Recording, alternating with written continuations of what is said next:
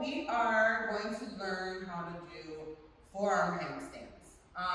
And I am facing my pole this way so that you can see everything that's going to happen with my body here. So I'm going to start in front of my pole, facing my pole, knees to the floor. And I like to, let's talk about this really quick.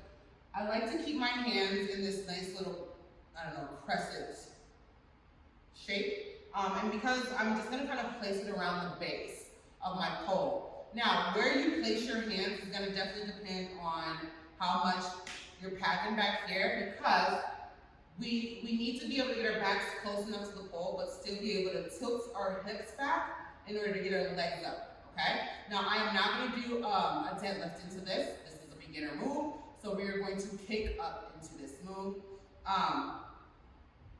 So I'm going to place my hands down on the floor, and they're going to go into this nice little, cup around the base of the pole. And then from there, I'm going to take my elbows and I'm going to pull them in really close to each other so I can make a little shelf with my forearm for my head to go on top of. I don't recommend, if this is your first time trying forearm handstands, I don't recommend doing them with your head on the floor.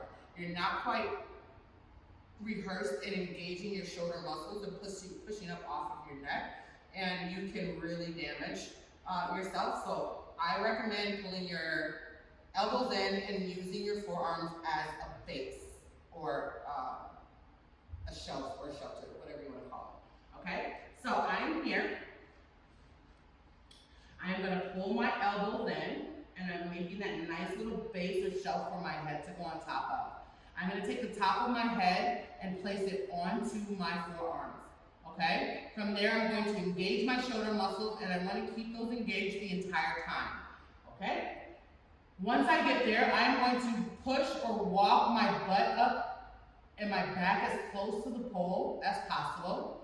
And then when you feel like you're going to tip over, you're going to take a nice little push off with one leg, and then you should go directly upside down and your back should touch the pole.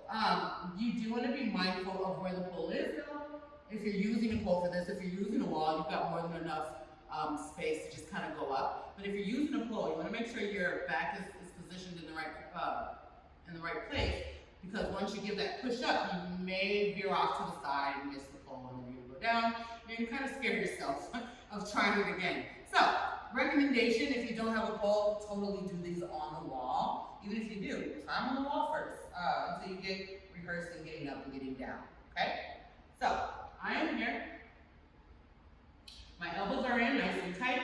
My shelf is in place. I'm going to take my head and put it right on the top, okay?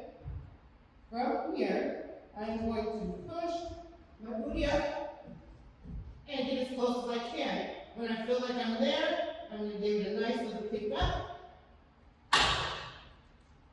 And now I'm in place. My shoulders are engaged. And once you get up here, you can do so many different things.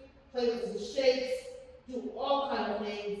But when you're ready to come down, you're going to put one foot behind the pole, lean your hips forward, bring that opposite leg down as far as you can, and then let go. And, my friends, that is a forearm handstand.